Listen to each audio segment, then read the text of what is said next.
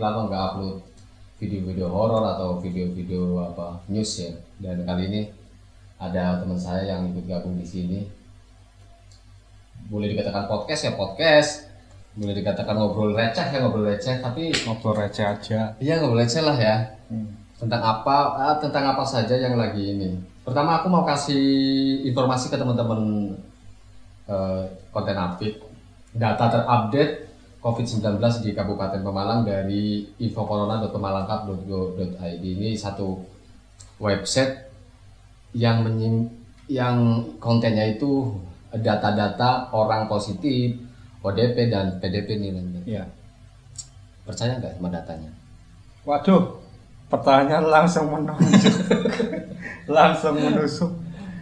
Kalau saya enggak ya. Oke. Kan perlu ini aku sampein update ya. Ya nanti. Jadi di Pemalang sendiri nih Ren, orang dalam pantauan atau ODP itu 2.259. Nih ya yang sudah selesai dipantau 1.563. Per tanggal hari ini. Data ya. 1/11 April jam 12 lebih 51 menit. Oke. 2.259. Ya. ODP. Oke. Kita ke PDP nih. Pasien dalam pengawasan sebanyak 28 orang. 11 masih diawasi. Ya. 17 sudah selesai, artinya pulang lah ya ke rumah. Sedangkan kasus positif COVID-19 di Pemalang sampai hari ini jam ini 2 orang. Oke. Kita ke pemudik. Di Pemalang ini pemudik sampai dengan tanggal 10 April 49.353 orang. Gila nih itu. Ya. Oke, teman-teman dan Ren. Ya. 40 hari ya, 40 hari setelah diumumkan oleh Jokowi 2 orang pasien positif corona di Depok. Ya. Ini sudah 40 hari. Oke. Dampak semua lini kehidupan ya kena semua ini. Udah mulai gila-gilaan ini. Udah mengarah ke situ. Oke. Apa dampaknya buat kamu, Ren? Kalau dampak buat saya pribadi banyak sekali. Banyak ya? Banyak sekali. Pertama, saya kerja di perusahaan fotografi. Artinya juga tim juga banyak. Itu job rata-rata hilang. Nggak tahu itu diundur atau dibatalin. Yang jelas produksi stop. Karena kantor saya nggak boleh warga untuk beroperasi. Nah itu terus efeknya ke saya yang dirumahkan, di rumah dulu nggak tahu sampai kapan. Terus job wedding pun masih sama dalam hal fotografi juga. Karena ada peraturan pemerintah nggak boleh mengadakan keramaian, itu juga pasti ngefek. Ya efeknya sangat kerasa sekali untuk bidang pekerjaan saya sih Mas. Iya. Intinya banget karena faktor pelarangan kerumunan ya, orang-orang nggak boleh, nggak bisa disiasati itu kalau foto itu nggak kerumunan. Sebenarnya kalau misal menikah masih boleh asalkan nggak mengadakan resepsi misalkan. Saya nggak terlalu jelas peraturannya ya. Selama nggak ada resepsi itu masih ada harapan buat pekerjaan fotografi. Otomatis mereka pasti tetap butuh dokumentasi. Itu. Nah, sebenarnya ada solusinya ya. Ada solusinya. Nggak dimakan mentah-mentah toh. Iya, ada solusinya. Cuman saya yakin juga, saya nggak menyalahkan juga banyak yang pasangan-pasangan milih mundur. Jadi yang ibaratnya 1 bulan ada 100 job misalnya. Itu mungkin sampai 50 sampai lebih dari itu udah mundur atau cancel nggak tahu. Iya. Nah yang lainnya tetap hari itu cuman nggak resepsi. Nah dengan job yang berkurang dan jumlah fotografer yang banyak itu rebutan Mas. Tetap aja ngefek. Iya. Pasti. Itu nggak hanya ini aja ya, dokumentasi ya, tapi layos. Saya pikir semua, apalagi layos. Yang jelas layos itu kan buat kebutuhan kerumunan. Resepsi. Pasti itu ya. Iya. Apalagi pemusik tuh jelas. Event organizer jelas. Ambiar semua. Hampir semua lini. Dan ini kalau nggak disiasati bahaya buat daerah, Mas. Ini kondisinya mengarah bahaya ke daerah sebenarnya, menurut saya. Iya, ini dari ini ya, apa namanya, pekerja fotografi ya. Iya. Siasatinya ya itu tadi mungkin ya. Iya. Kalau mau si apa namanya, kliennya mau, Iya. kan takut juga. Iya. Padahal mungkin cuma foto-foto tok di Cuma lokasi foto-foto mana, yang jaga jarak kan cukup. Iya, harusnya itu cukup. Kalau misalnya yang datang paling keluarga inti, nggak usah. Contoh acara-acara TV, Nah, masih dia, iya makanya. masih. Kadang nggak jaga jarak. Karena kalau gini sih Mas, kita sih sebenarnya nggak terlalu masalah, nggak ada job asalkan dari pemerintah juga ada kompensasi misalnya. Kan ada tuh undang-undang karantina juga yang PSBB. Kalau PSBB ini katokannya sama darurat militer Mas, itu yang agak susah. Padahal dasarnya tujuannya dari kesehatan. Karantina kesehatan. Harusnya karantina wilayah itu ada kompensasi dari pemerintah. Emang kayaknya ada undang-undangnya. Tapi kalau darurat militer itu pemerintah nggak wajib untuk ngasih kompensasi apapun. Iya. Bahkan pemerintah berhak untuk menggeledah setiap rumah. Iya. Itu kalau darurat militer. Tapi kondisinya kan bukan darurat militer. Iya. Tapi yang digatukin, yang dicocokin, itu malah merujuknya ke darurat militer. Termasuk penjagaan di perbatasan. Ya itu juga. Iya. Tapi yang terjadi saat ini, saya dapat informasi itu di pos-pos penjagaan itu yang bakal turunnya si penumpang pemudik, bagus nggak? Sebenarnya bagus Mas, tapi nggak efektif. Karena pertama kita nggak bisa ngitung gini aja Mas, skalanya gini, satu orang positif COVID itu ngefeknya banyak buat desa loh. Iya. Pemudik ya? Iya pemudik. Satu aja lolos, yang positif ya. Iya. Itu efeknya gede banget. Kalau misalnya semua pemudik harus lewat bis atau kereta, itu mungkin bisa efektif cara kayak gitu. Kasih pos di tiap-tiap pemberhentian transportasi. Tapi kan nggak dihitung tuh pemudik yang pakai kendaraan pribadi, pemudik yang pakai travel. Iya. Travel kan juga nggak kelihatan tuh travel tuh. Itu mobil travel apa bukan kan nggak kelihatan juga. Mungkin itu terpantau kalau di desa-desa mungkin ya. Iya makanya. Jadi tapi kalau nggak ada gitu pemerintah nggak ada kerjaan. Iya. Tapi masih ada yang itu Mas. Masih ada yang bandel. Ini yang makanya tadi dari awal tadi saya bilang percaya nggak? Enggak percaya data. Kenapa? Karena pertama kita penanganan COVID aja telat 2 bulan.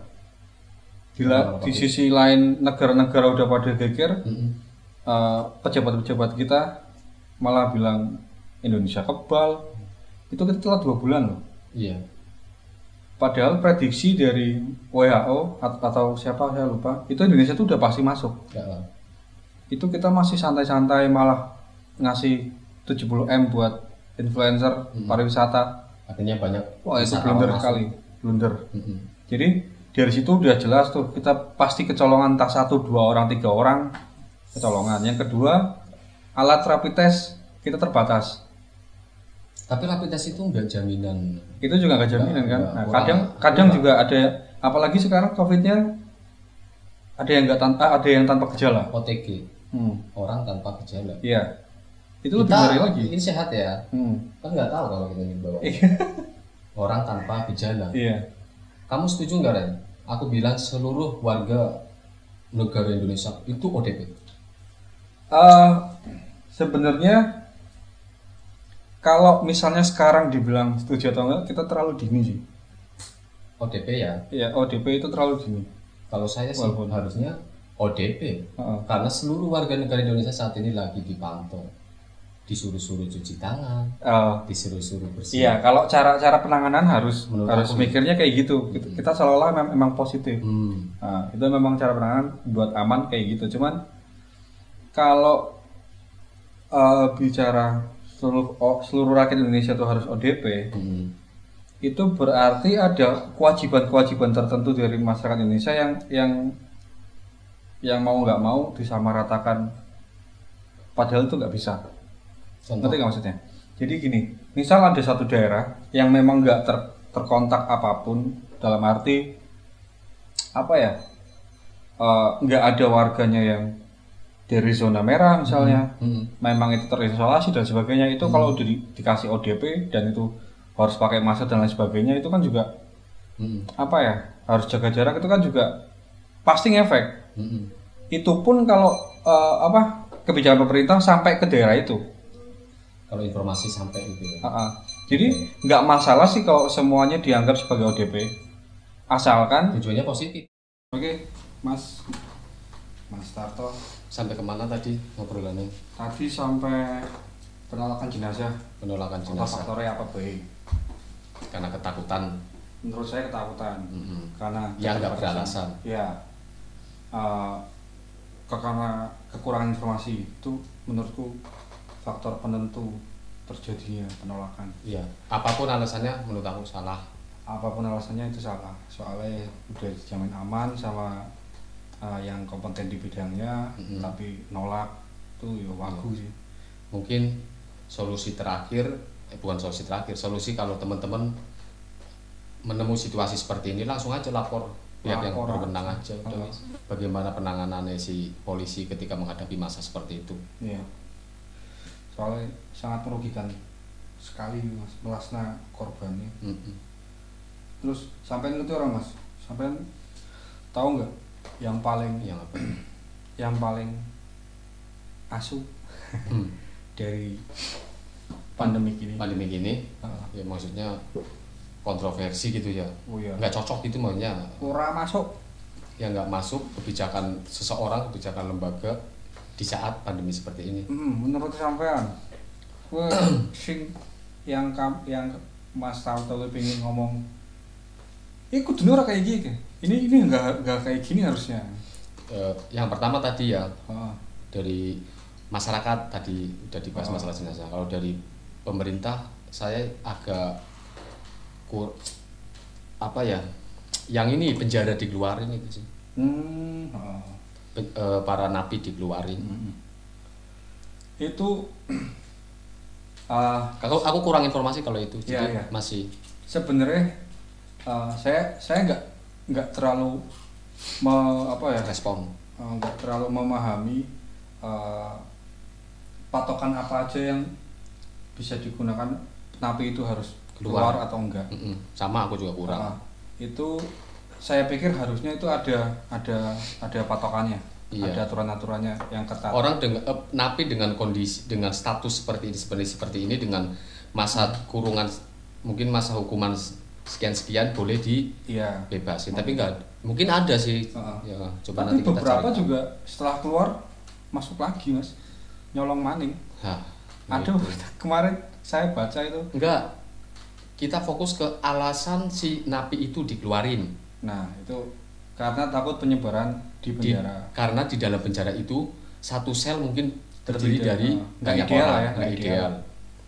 Pertanyaannya gini, apakah si napi-napi ini keluar ke daerah zona merah, apakah pengunjung masuk jenguk? Pertanyaannya itu. Nah, kedua kan ada solusi, mungkin dikurangi jam besuk, jam kunjungan. Sipirnya sih Mas. Ya, itu. Ya sipirnya kan orang pemerintah harus jaga kebersihan juga dong. Harusnya. Itu, soalnya nek sampai satu bocor di lapas ya, lapas. Cepat teman gitu. Itu cepat banget. Cepat orang gerombol sini. Jadi memang harus mungkin pemerintah kenapa milih opsi itu, mungkin ya sekalian ngurangin kapasitas di penjara dengan cara bikin masalah juga di masyarakat. Lebih sih nyolong maning. Nah itu, jadi berarti kan kalau ada yang sampai kayak gitu kan berarti ada beberapa yang nggak efektif. Ada beberapa yang memang harusnya nggak keluar tapi keluar. Nyatanya sih nyolong maning sih. Terus yang paling wagu, sel koruptor mau dilepasin, walaupun akhirnya memang nggak disetujui sama presiden. Dengan adanya ide buat ngelepasin koruptor, itu udah indikasi ngawur sih. Soalnya nyampe kepikiran gitu. Iya. Soalnya nyampe niatan gitu aja udah jelas nih, sel koruptor beda sama sel pidana umum yang lain. Dia tuh bahkan satu sel ada satu orang. Itu malah idealnya karantina malah kayak gitu sebenarnya. malah sebenarnya mereka aman. Mm-mm. Iya kan, satu sel satu orang, terus ada mungkin beda sama yang pidana umum yang satu sel Fasilitasnya sampai gitu ya. puluhan mungkin, itu malah paling aman ya sel koruptor. Tapi menterinya itu si Yash, Pak Yas Yash Iya, Pak itu Yas. kan Pak Yash itu kan sempat ini apa namanya dibully di Dibully. medsos karena kebijakannya.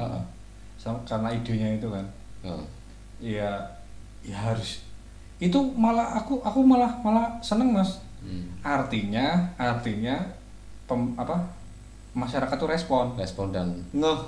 dan memang harus ada oposisi ya. Ya harus ada oposisi biar jaga jalannya pemerintah. Jadi malah seneng.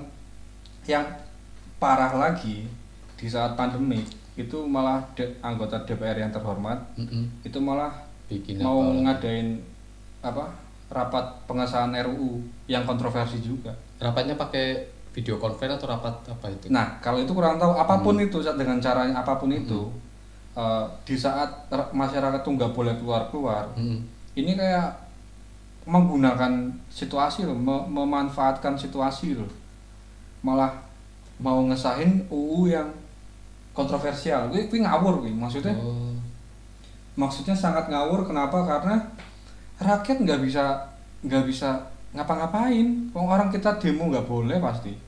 Demo juga pasti takut. Itu yang dimanfaatkan kan.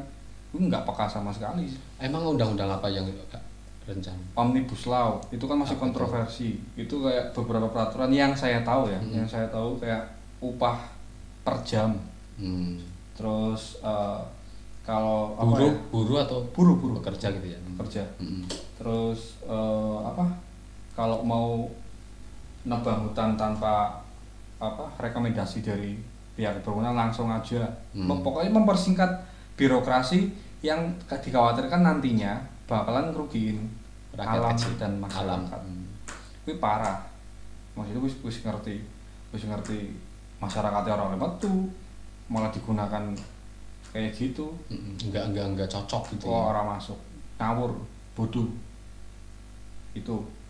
Terus masalah sing menurutku ngawur meneh, ada orang-orang yang nimbun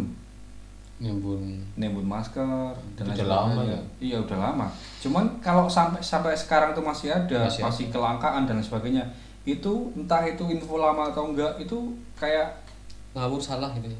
Kayak makan bangkai di negeri sendiri. Itu masker bedah toh ya yang ditimbun itu. Iya, masker. Terus hand sanitizer susah dan sebagainya, mahal, didol larang.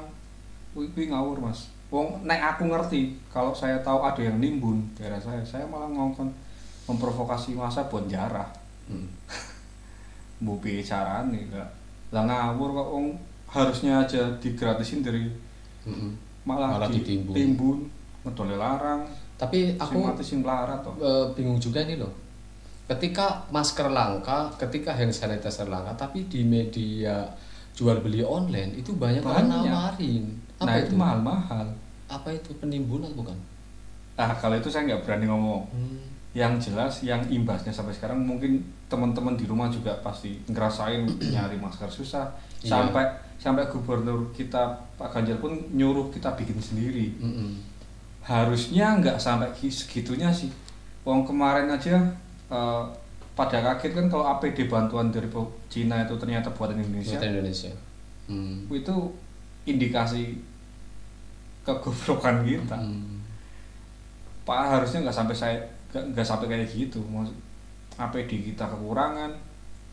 Itu mungkin karena dulu sebelum kita itu kena pandemi seperti ini, kita nyumbangin ke sana. Kita kalau itu nggak tahu Mas, yang jelas sampai sekarang juga masih kekurangan APD tuh. Iya. Kalau ada pabriknya harusnya bisa. Solusinya untuk ini pemerintah berdasarkan rekomendasi WHO khususnya masker kain, ketika perawat tenaga kesehatan kekurangan masker khusus masker bedah itu kan warga secara umum harus diwajibkan memakai masker kain, tidak masalah. Walaupun secara pengurangan proteksi akan virus itu sekian persen di bawah yang masker bedah. Akhirnya kan muncul itu solusi agar si masker bedah nggak habis dibeli oleh warga. Iya. Oh saya aja nyari masker susah kok mas, bikin juga nggak bisa, saya nggak ada. Tapi sekarang udah banyak. Sekarang udah banyak orang bikin untuk dijual secara umum atau mungkin dipesan oleh pemerintah. Dan ini pemerintah Pemalang importer update pesan masker ke konveksi. Tapi udah dibagi-bagi itu. Itu nggak tahu. Soalnya semakin ditunda tiap harinya semakin resikonya semakin gede. Mudah-mudahan cepat langsung dibagi. Nah, harusnya. Minimal ben rada tenang lah orang. Sumbangan-sumbangan juga banyak masuk ke pemerintah. Harusnya juga apa ya? Kalau memang belum ada masker ya apa aja digunain lah, bawa kaos, cabut, bawa bendera partai. Okay. Memang melihat orang-orang yang memanfaatkan situasi seperti ini, justru orang-orang yang pintar seperti tadi DPR kok malah mau rapat membahas, berarti akan ya. Iya. Kemudian napi-napi dikeluarin. Agak setuju agak enggak, setujunya mungkin yang keluarin mungkin.